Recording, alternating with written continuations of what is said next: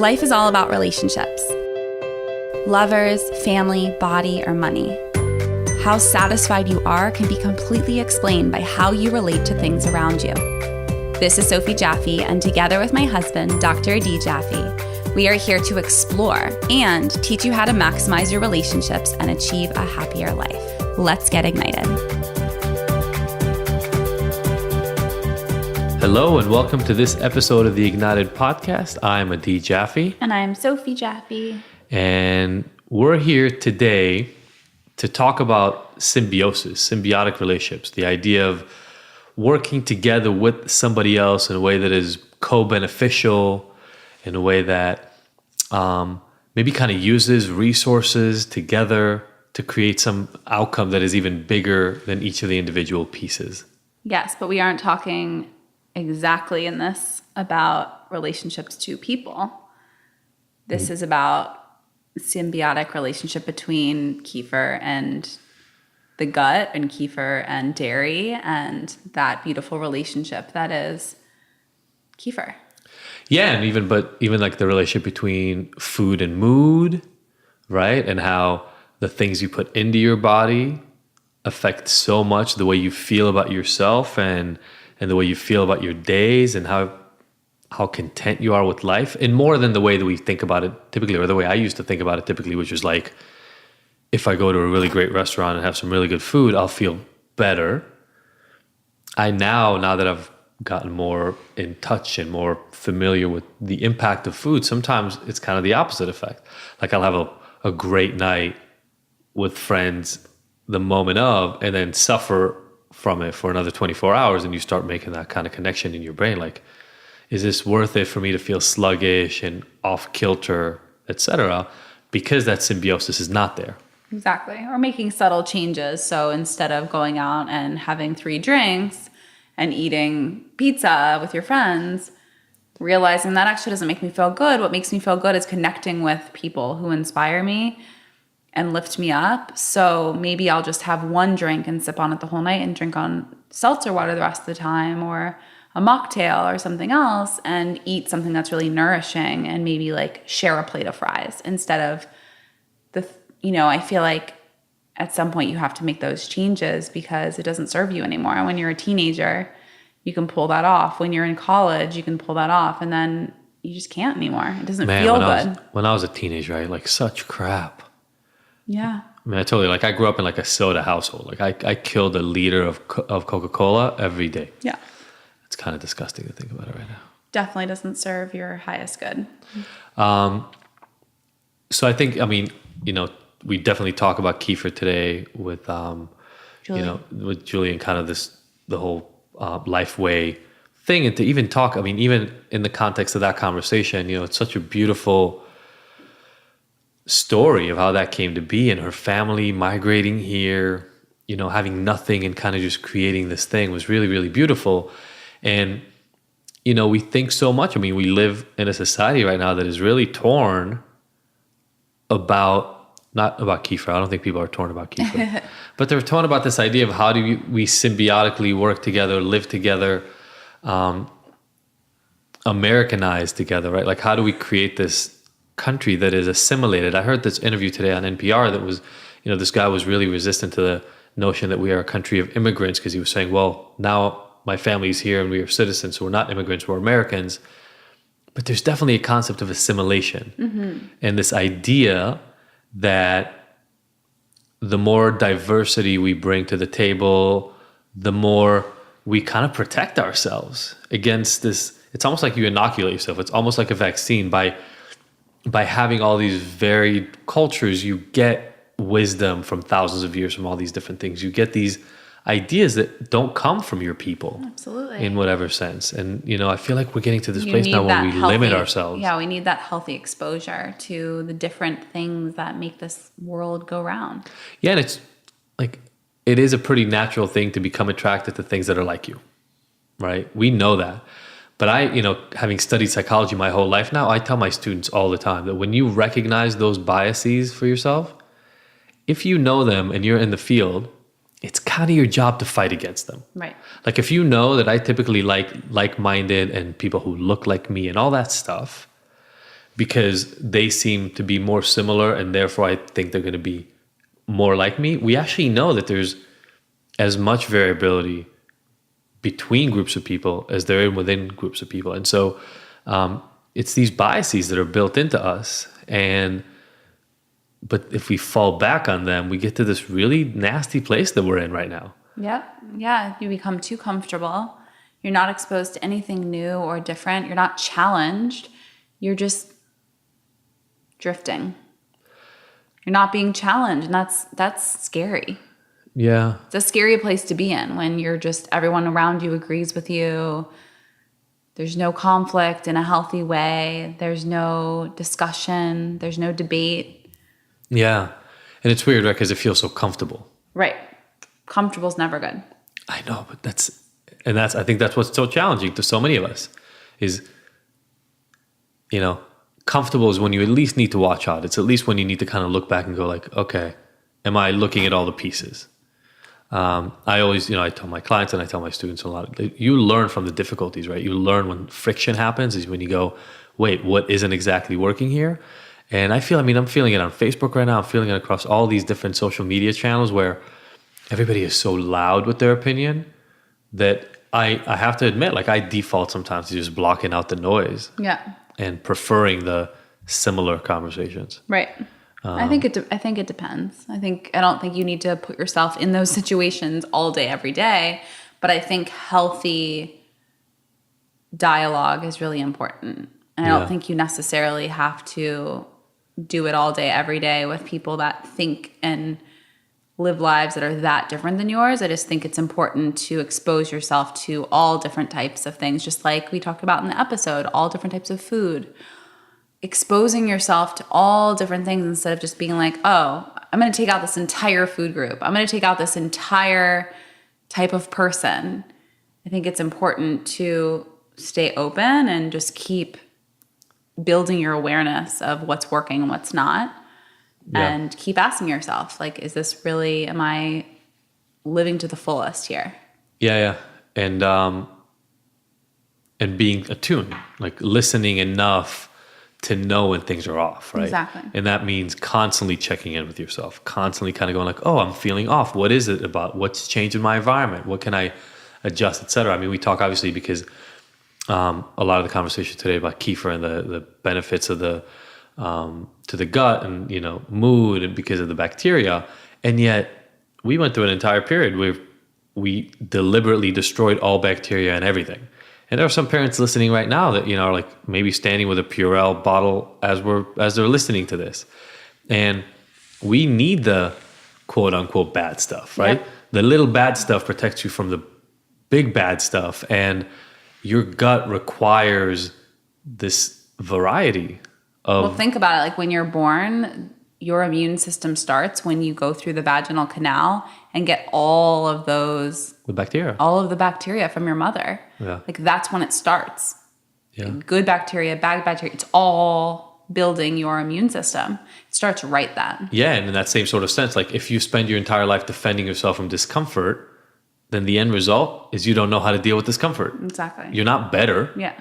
You just are now in a cocoon of isolation, and which it's going to probably hurt you more. It's going to be so hard to get out of it because you've never practiced having a respectful debate with somebody. Right. Like anytime somebody disagreed with you, you ran away or you isolated or you just never had people around you who disagreed with you. You just break under that kind of pressure. You break when things get real. Yeah. Yeah. Yeah. So in a very kind of big picture concept, this idea that you need the struggles, you need the bacteria, you need the kind of like I just said, like the little bad stuff in order to be able to be ready and for the big bad stuff. And that leads me into our relationship tip, which is a little bit of a wordplay, but I think even beyond that, it's important and it's definitely helped us grow. And that's this idea of trusting your gut. And I wanted to take it even a little bit farther, like trusting your own intuition. And then if you're really in this relationship with whoever you are, trusting your partner. Yeah. And we talked about this a little bit a couple of episodes ago, but having their back, supporting them, even sometimes when you don't see the trajectory. Absolutely. I mean, it's so important to trust that your partner has that integrity, that you believe in their integrity so much for them and the integrity for the relationship that even when they're not there and even when no one's watching, they're going to do the right thing. I like that. I was on that live chat today with my Ignited Recovery course people, and this thing came up about, this guy who's on the course and talking about trying to develop his tribe, his group, and sex addiction is in his history. And I was saying how I found over the last year to 2 years, I would say, that I've become you talked about integrity, like I'm so now solid in where we are that what I love about it is I don't have the conversations with guys. When I hang out with guys, there's no conversation about like side stuff or cheating or any of that around me. And that's not to say that none of the guys that I hang out with have those conversations, but I feel like they don't bring that into my sphere. You're not attracting that. And that's what I was saying is like when you're so secure in that relationship, and look, even if I just met somebody new in our crew like last week, pretty quickly the conversation for me is about how solid the relationship is and the tribulations we've had and all that stuff. So I make it really clear right off the bat, like I'm not looking for that sort of thing. And what I love about it is it creates really safe spaces because I make damn sure that people know around me not to do it. And so obviously for us in our relationship, a lot of this has been about whether you go away or I go away or whether we're out on the town with friends or whatever, to trust your partner. And I would always almost argue that as long as you have that transparency piece that we've talked about a lot, you can probably trust your partner pretty damn far. Oh, yeah. Because you get to correct all the time. Like you have the conversations right after, and then you go, oh, well, that makes me a little bit uncomfortable. Oh, that's okay. And then you adjust on an ongoing basis, Whereas if you do the other thing, which is you're always kind of like we were just talking about with overprotecting yourself, and you don't give opportunities for growth, you never have the opportunity to allow your partner to expand, and the relationship never expands either. Absolutely. Cool. So Kefir coming up, and I want to thank our 5 listeners of the week. Embraced Podcast. That can't be her actual always name, right? Like, do you put a name only every time you review a podcast? That's her name. She has a podcast. Oh, it's called Embraced? Yeah. Oh my God, I love it. She came to my retreat. Rock and roll. Thank you, Embrace Podcast. Nico Blossom, Flip Directions, Alicia, which I feel like we've thanked before, so I wonder if she left another comment. And then XX Baby XX. Thank you very much for the reviews and the stars. And I want to remind everybody, Ignited Recovery, the course is on www.ignitedrecovery.com. I just talked about the live chat we do for it every week. So incredible. I told you, Sophie, about that email I got from somebody yesterday. Somebody literally sent me an email that after watching the 1 hour free workshop that is there if you go to ignitedrecovery.com, they quit cold turkey. She literally wrote me a thank you. She was like, I watched the thing. I've been quit for 2 weeks. Thank you so much. Amazing. Go watch it, check it out, and just beat your addiction. Just get to the other side of this thing already. He's here to help. Yeah. It's so exciting. I love it. You know how much I talk You're about so good at it. I love seeing the change. All right. We're going to see you on the flip side. Sophie's got a little word for you, and we're going to play you some music, and we'll see you at the interview.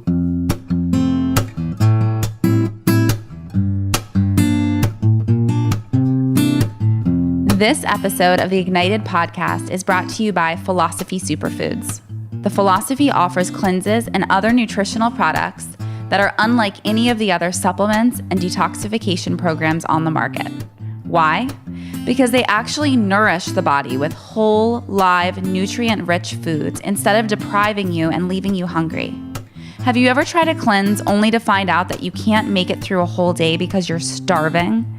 Ever try a superfood shake that made you nauseous because it was so disgusting you'd rather not eat? The Philosophy fix all that with a simple set of offerings that load up your body with nutrients while actually tasting good. Makes sense, right? Each of the Philosophy Superfood and Protein blends is vegan, raw, gluten-free, and has absolutely no filler ingredients.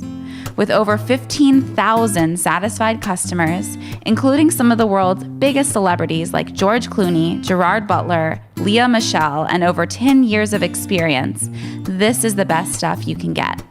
To buy some or find out more info, go to our website, thephilosophy.com.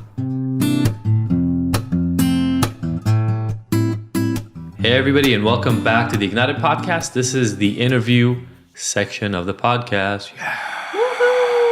It's just the deep crowds behind us yelling. We've got Julie Smolyansky with us today from Lifeway Kefir. Organics? Yes. Lifeway Organics Kefir? Lifeway Kefir, Lifeway Foods. Kefir. We Cool. have organic, of course. So it comes in the name. Awesome. So our kids have been chowing down on what I know is buggy drinks. Yep. Like, honestly, I didn't even know they had a name of a company, let alone an actual CEO. Oh, no. It's just buggy drinks. But it's nice to meet the people who actually make them. Thank So you. welcome to our humble home. Thank you. It's party night over here. Party. Woohoo! You got a glass of wine. I've got a drink. It's been a long. I've got a kombucha. It's like... You do. You have your kombucha. So we're all having a little bit of alcohol. Yes. Okay. Addiction episode coming up next. Yeah. Our favorite topic. Exactly. And, I think maybe, you were telling us the story beforehand, but I think I'd love to start out. So you're the CEO of Lifeway. Yes. And honestly, the story and the pictures, you got a book coming out, and we'll talk about all that.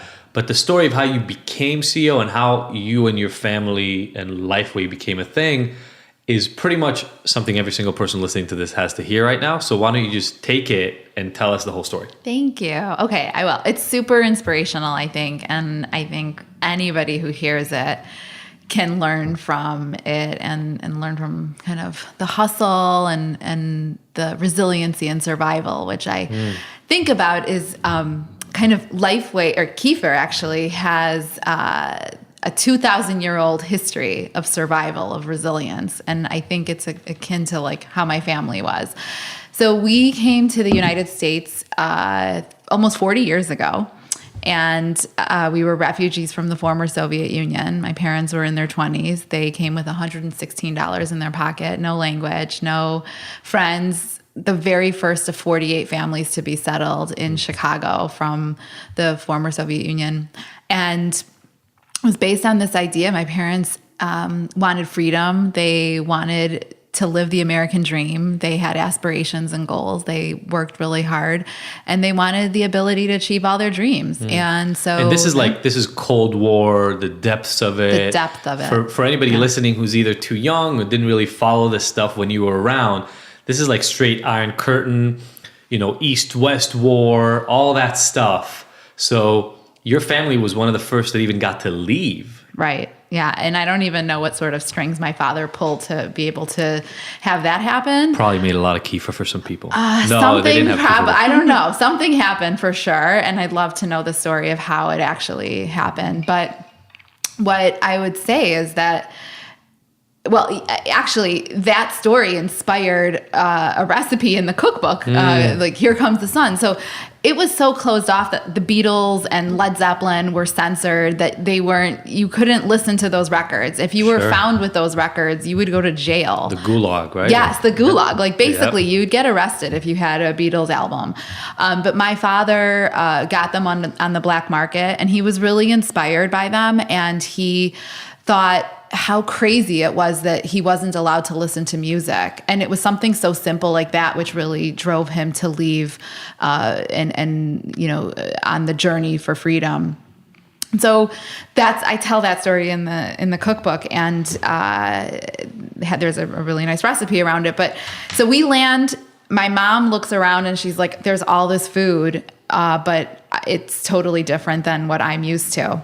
And so 2 years after settling, with every penny that they saved, they bought a couple of, 2x4s, wood boards, some nails, and they hammered them into the wall in a community in Chicago that's very open to immigrants.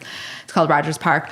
And so they opened a store in Rogers Park, and they started this food business, this food empire. And I talk all the time about how my mother was really the first start of this dream. She really kind of, birthed it.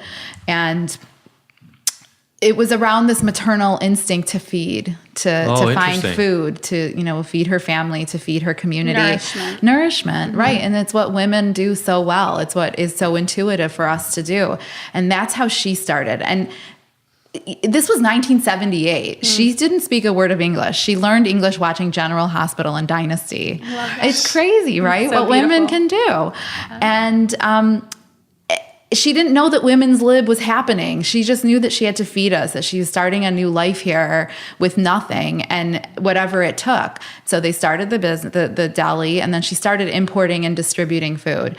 And when we were in exile between coming to the Soviet Union and America, we lived in Italy for 3 months waiting for our green card. So we were in exile in Rome. And it was the first time my mom had tried Nutella before it ever came to the United States. And every other Russian immigrant who was coming had tried Nutella. It was a thing in the 70s. I love Nutella. Right. Well, now you love Nutella. But back when we were immigrating, Nutella wasn't in the U.S. Sure. But my mom had tried it in Italy.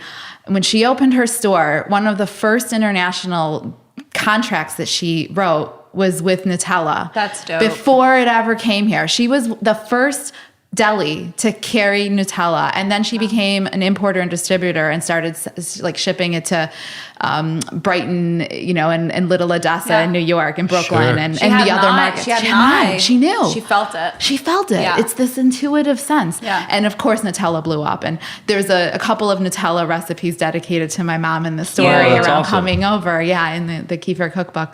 But it's these kind of stories that are really, really inspiring. And I'm just so moved by them. And I'm really excited to get to share them with the country. Yeah, I think kefir is not really an American thing at all. It's not really. I think this is great that you did a cookbook because I don't feel like as Americans we're really that educated about fermented foods in general. But then one step further, kefir. I feel like it's more of a European thing in general. I see kefir everywhere when I'm traveling in Europe. Even in Israel, there's some kefir products. In the U.S., I feel like it's just not really, it's kind of our uncharted territory. Am I wrong? I think it's still definitely under the radar. Yeah. And I think it's still there's a cult following of it and kind of people in the know. But it's definitely, breaking out and it's kind of finding its own way outside of yogurt. And I think it is important to educate individuals and people around what it can do, all the health benefits. There's so many health benefits. There's 2,000 years of folklore around associated with it, and now science backing up and research backing up what our ancestors knew 2,000 years ago intuitively, that it feels good when you drink it, you feel better. And I think some of those stories and that folklore and the fact that they knew that it worked is what kind of kept it going for 2,000 years. And it wasn't until my family came here and brought it to the market was it ever going to come to be. Yeah. And so I think that's another really interesting thing to consider is the importance of immigration or, what diverse people from diverse backgrounds can bring to us here and make us stronger, make us better. Every culture has its own kind of health foods, has its own kind of special, medicinal, preventative healing foods that have been with the cultures for centuries. And being able to fuse that in our diets, in our culture, in our communities, that makes us stronger. Absolutely. I think it's just a great symbol and thing that we should remember, this idea.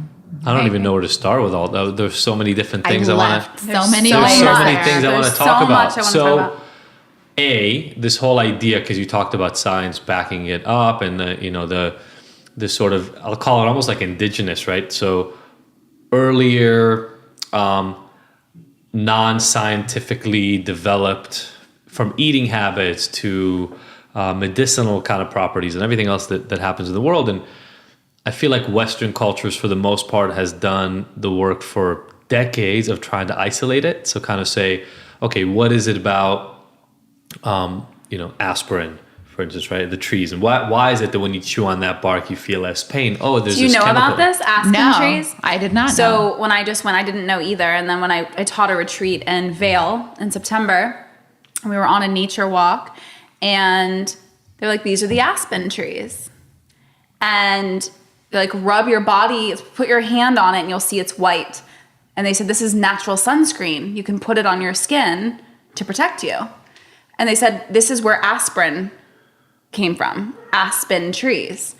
And she said that in nature, animals intuitively know that these trees, the bark is an anti-inflammation, anti-pain. So before birth, animals will go chew on the bark before birth because it's medicinal. Yeah. How dope is that? Well, it's this intuitive sense. Yeah. I am fascinated with this intuition that we carry, that it is animalistic. You don't even know why. There is some other force that's happening. I think that there is a second brain in our body, which, it's not just I think. There's science now that shows that there's a second brain in the body, in the gut. And the stronger we make it, the healthier we make it, the more abilities we have to tap into that intuition. Yeah. So I think that that's actually a very important skill set that's going to be highly desired kind of in the future. Well, and then we wonder why people walk around with high stress levels or with depression or with anxiety. And we recognize that for the most part, nobody for hundreds of years, in this country at least, really carefully considered what they were putting into their body, other than for kind of enjoyment, right? And the sense that we're now starting to understand. We've talked about the microbiome. I wouldn't say not even enjoyment. I'd say convenience. I mean, convenience is a more recent thing. I'd say for the last, since TV dinners. Sure, but I'm saying, that's even a more recent thing. Sure. I'm saying there's this connection, right, between having money and being able to eat whatever you want. Mm-hmm. But then the whatever you want thing becoming gluttonous and high salt, high fat, high sugar. And rich, right? Rich, having money, right? Mm-hmm. That connection there even. Right. And not really having a clear understanding of how that impacts the way you feel. And what's interesting is, obviously I study a lot of drug use and people and things like that. And, drug users don't feel the same way that somebody who uses a drug once feels. Your body develops a way of dealing with it, tolerance, et cetera. And the same thing happens with food. When you start cleaning up your diet, you bring in an unhealthy, less clean, more processed food, and your body reacts. You feel it 100%. Because it's hurting your microbiome and your brain, and everything. You feel your stomach feels off. You feel depressed and kind of anxious. You don't sleep well. Mm-hmm. But if you eat it on a regular basis, your body gets used to it. But it gets used to it while completely destroying half of the bacteria that you have, or having more unhealthy bacteria, which leads to problems, et cetera, et cetera. We don't really consider that. You mentioned this before we started talking. This podcast is about relationships, but here it is, and I'm as guilty of this as anybody, because the diet that I grew up on, even though I lived in Israel growing up, but when I moved to the States, it was eat what feels good in the moment, and there wasn't a lot of connection to what does that mean long term. Mm-hmm.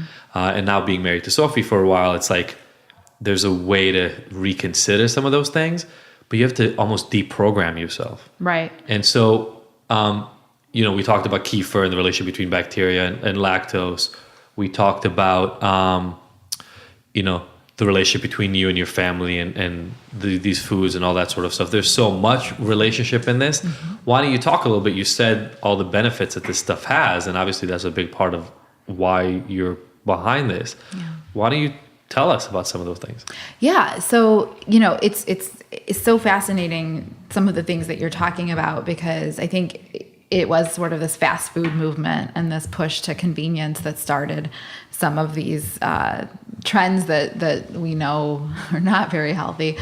But the reason why kefir is so special is all of these friendly bacteria. It's a living thing that is working and going to war for you in your body.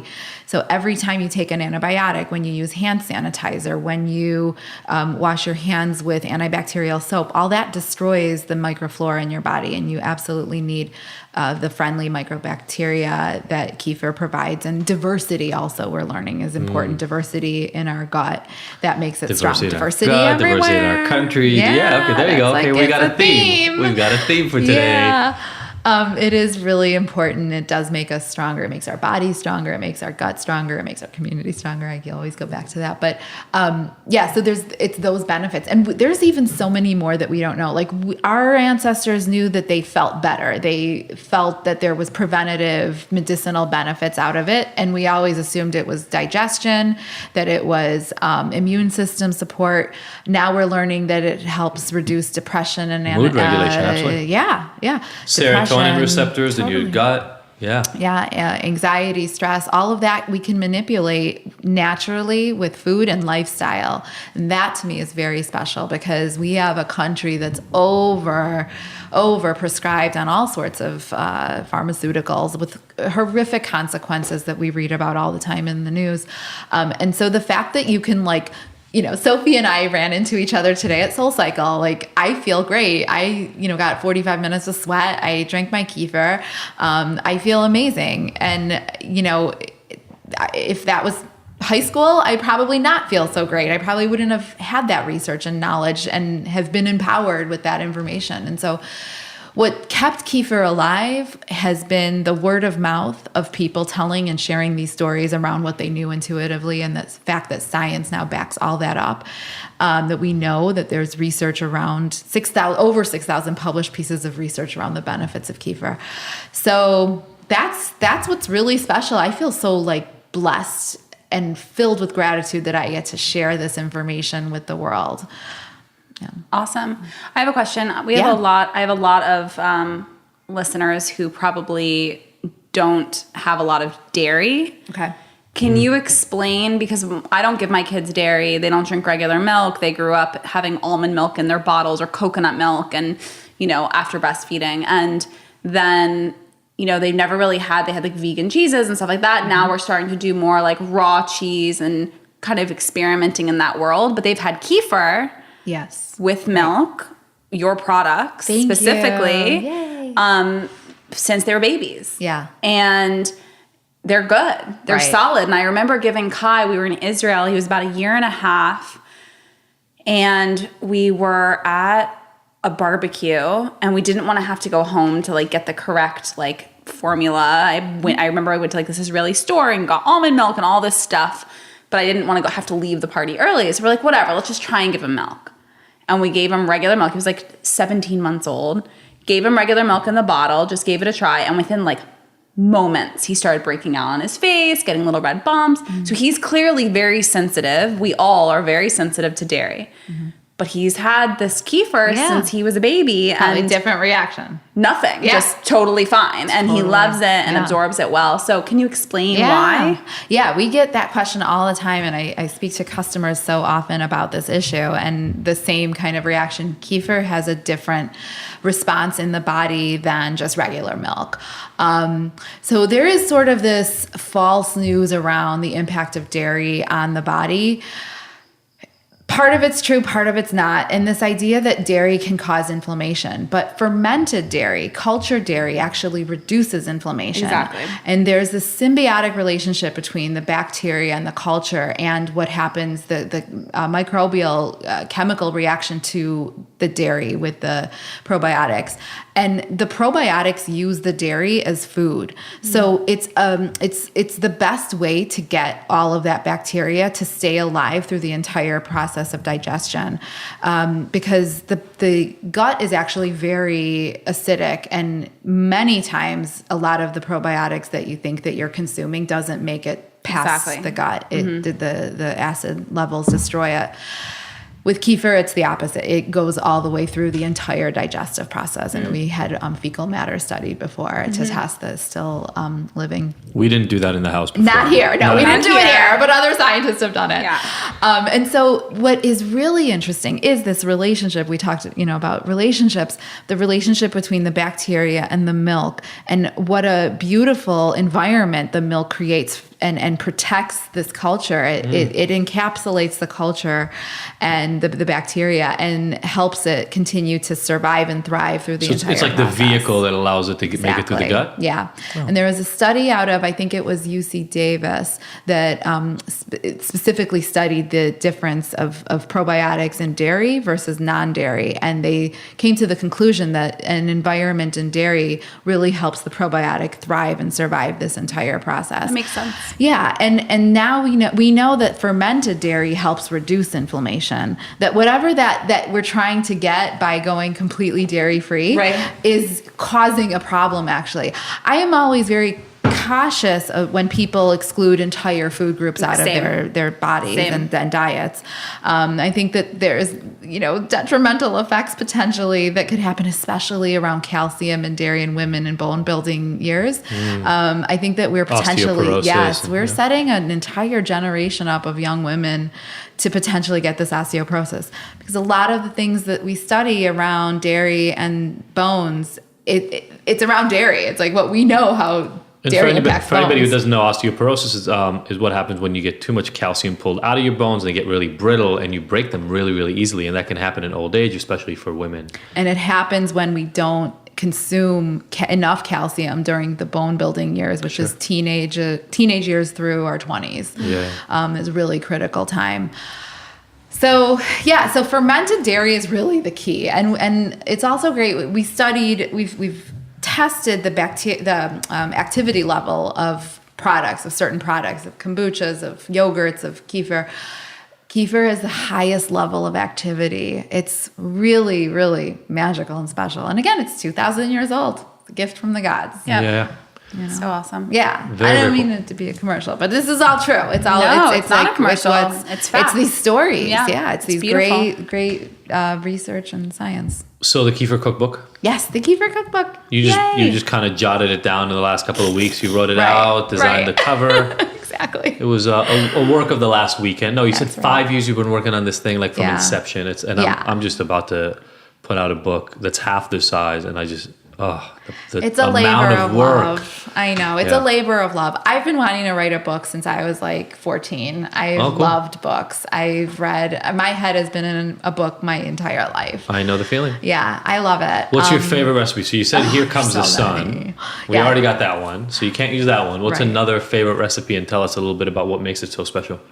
Well, the Chicago Scramble is a great one.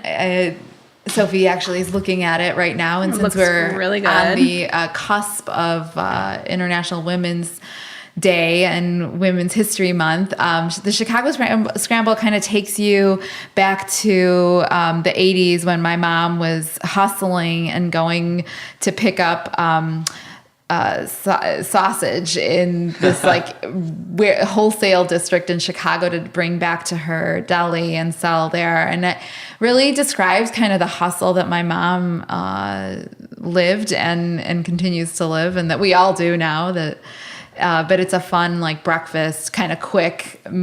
Yum. Breakfast that my parents would make. We're a big egg family. So you add kefir to the egg. The egg, and then it makes it fluffier. Yeah, it's fluffy. We'll try that. So should we do that with the plain one that's in there? Yeah, you can do that. Yeah, you can try that. Yeah. Are you guys vegan? No. Okay. No, we're egg crazy. Okay, good. Yeah.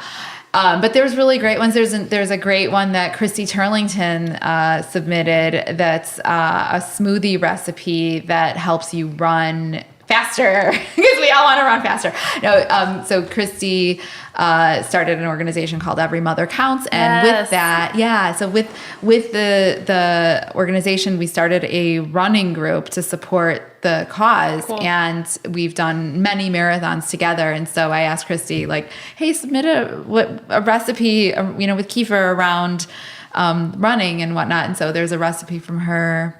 Thank you, Christy. Yeah. Thanks, Christy.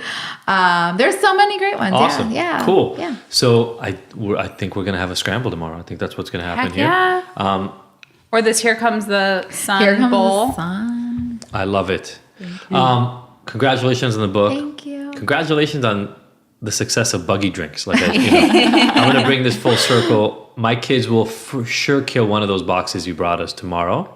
Yeah, I think also like I'm a snob when it comes to what I buy and what I use, and especially what I give to my kids. So I do have to say, like, this, I've inspected these labels. Yeah. I know them really well. It's been 6 years since Kai started having them, and then 4 with Leo. And it's, we've been drinking the kefirs. We just kind of like mix. Our jam is getting the strawberry kefir and then the plain, and then I mix them. So it's not too much sugar for the kids. Right. And then they love the buggy drinks for on the go. It's so convenient. And I do have to say, like, it's a really good recipe, really good brand. Thank and you.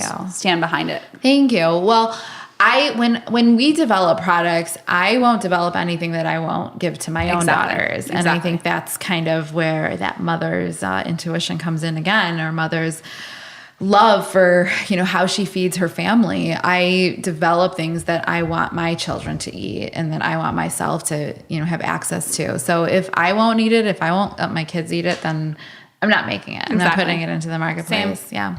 And ProBugs was developed actually during a marathon. I was running the London Marathon, and I got this pouch drink, and it had not been available in the US yet. We were the first to bring pouches to the States, totally disrupting all the baby food space. And it was this idea that, like, I wanted convenience. I'm busy. I'm a working mom. Sitting and spoon feeding a baby takes so long. Yeah, feed yourself. Yeah, right? And you do that a couple times a day, like, you have no time. So these pouches, like, allowed kids to be empowered to feed themselves. Absolutely. And gave mom and dad, an extra 20 minutes in the day. So, Thank God for an extra fun. 20 minutes, man. I mean, We're about to enter in to that space. Wow, what's happening? Is there something you want to tell me? No. I thought you just gained weight. Yeah. I just love beer. She hates beer. I hate beer. I hate beer, and Sophie hates beer more than I do. Mm-hmm. I probably have a beer once a year. Sophie has one beer never. Never. Have you ever had a beer the entire time I've known you? Like, no. No, I would literally never don't waste think. my time. Okay. I literally went in Ireland, the Guinness. Oh, you had Guinness then. No, I ordered it, and it was gross, so I Guinness didn't in finish Ireland is it. probably really good. In England, it's really, really I gave good. it like three sips, probably, Okay.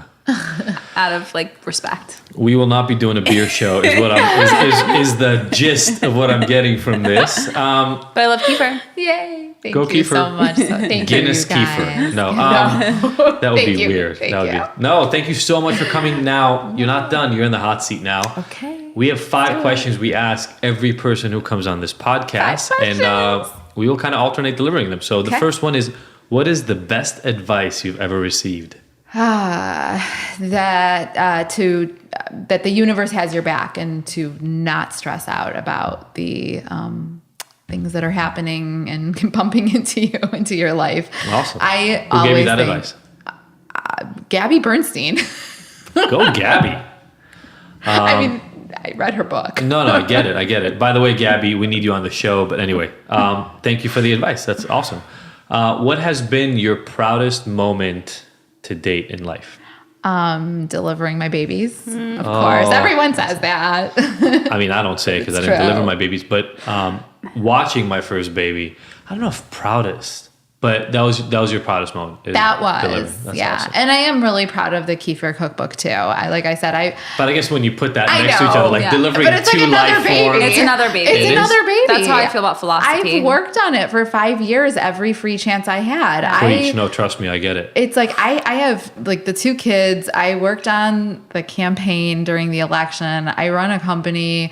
I am totally campaign? into Yeah, Trump. We're Sorry. pro-Trump here, so We just Whatever, I don't lost want- I know, we 5% lost of our all of our- listeners. No, all of our 5% of our listeners, maybe. I'm Well, pretty no. sure by now they know we're pretty liberal. Yeah, a little Pretty bit. sure they know So that you was a worked joke. on the Hillary Clinton Yeah, campaign? I did, and then I spend obviously. And you wrote a take book on the time- side? I wrote a book on the side. Perfect. No. And My kind it of was girl. a lot of time, and so all the free time I had, all my vacations, I was always on the beach with a laptop working Yeah. on this book. my vacations while writing this book is like, Sophie goes, you can have 4 hours, go. And then I Right. just like go to a coffee shop and I'm like, inspiration. Yeah. But it's really fun, I have to say. It's very fun. I really enjoyed the process. I enjoyed telling the stories. I wish I had more time to really like have written it, but like it took a long time, but that's the point, that the universe has your back, and the time when the project is meant to be delivered is when it's meant to be delivered. Gary And Bernstein said that, I think. I probably, but you know, I mean, there's deadlines, and I love that stress of like the deadline. Oh, I I work love on the that. highs and lows of it. I love the creative process. I 100%. really enjoyed it. Agreed. Rock and roll. You know, I think that And it's anyway, coming out like today. Woohoo! Yeah. Where can everyone get it? Barnes and Noble, Amazon, your favorite place to buy books. In a month, it'll be on all the Whole Food stores. I'm so Awesome. happy. Okay, so this will Like come out before it'll be out in all the Whole Yeah, Foods. Probably. Awesome. I mean, you can get it. Yeah, it's available. And I really just wanted to share these stories. I think these stories are so important. Like, it's not a news story that women work really hard, or that, you know, immigrants are part of this country and part of the economy. But, you know, this story has never been told in this way, with my, 100%. you know, recipes here. And these just, they're heartwarming stories that, it's blood, sweat, and tears, seriously, like how hard my parents worked, you know, and this is just like the appetizer Sure. of books and stories. I have so many more to tell. I didn't even start to, you know, Scratch the the surface. Yeah. Totally. So it's fun. So opposite that question. I'm sorry, this was fast. Oh, it's No, okay. no, no, We got no. more. It We doesn't have got to be more. fast. What has been your hardest moment?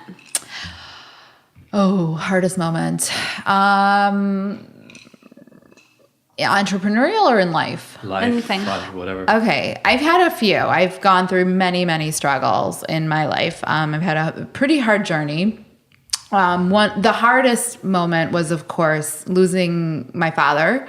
You know, burying a parent is really, really, it's the worst. You know, when you have to face death and despair, there is nothing darker than that. Well, there is darker, and I can't even articulate it. I'm not even going to say it, but you know, Right. losing a child is Exactly. like, God forbid anybody has to do that. And my daughter was in surgery 5 weeks after she was born, in emergency surgery. And that was one of the scariest things I've ever had to deal with. And, you know, I have such great empathy and compassion for parents that, you know, don't get to leave the hospital and don't have a good outcome. And it's, you know, life is challenging. Life is really hard. And it's, I always go back to how important it is to have community around us to get us through those really challenging Absolutely. despair moments, for sure. Your tribe. Yeah. So a little more positive. Do you have self-care routines? Yes, so many. rituals? I am obsessed with self-care. Yeah. This last year especially, and I think everyone is really about self-care. For me, the biggest thing is being able to work out. I have to get a sweat on just about every day. And I have since I was a little kid. I started figure skating when I was 5. I skated competitively for about 15 years. I played varsity tennis. I horseback rode. I taught aerobics. I've always been super athletic. The very challenging times for me are when I'm injured or when I was like pregnant and couldn't work out at the end of it or after delivery. Those are hard times. But so getting a sweat on is so important. Of course, making positive, healthy food choices. It's lifestyle. It's not like one magic bullet. It's a lot of things that come into play. It's taking time to listen to music, or you know, going to a concert, or spending time with my family. That's self-care. Or lighting candles. Like I now light candles every day in my house. I used to be like, oh, that's the special candle. Exactly. Special moment. I'm like, every moment is special. Light it. Enjoy it now. Oh, you're not getting it back, right? Yes. Like, let's just light the candles. Yeah. Totally. Agreed. Oh, that's awesome. So this podcast is called Ignited. And the last question we ask every one of our visitors, I almost said clients, visitors, is what ignites you? What is the thing that when you're in it, when you're doing it, it's almost like the world disappears and you just lit up? Well, writing, actually. Oh, cool. Yeah, when I'm writing, when I'm really in it, it feels like sometimes my fingers, the words just are spilling out of me. So I really enjoy the process. I write a lot, even just for myself. And it's the time that I feel like I'm doing the right thing. Like there's nothing else that I need to be doing except writing. And I wish I had more time to do it. It's like a guilty pleasure. Any chance to be able to express myself, and I don't always do it so well, but I try. I think that's really fun. And I love getting up on stage and sharing my story.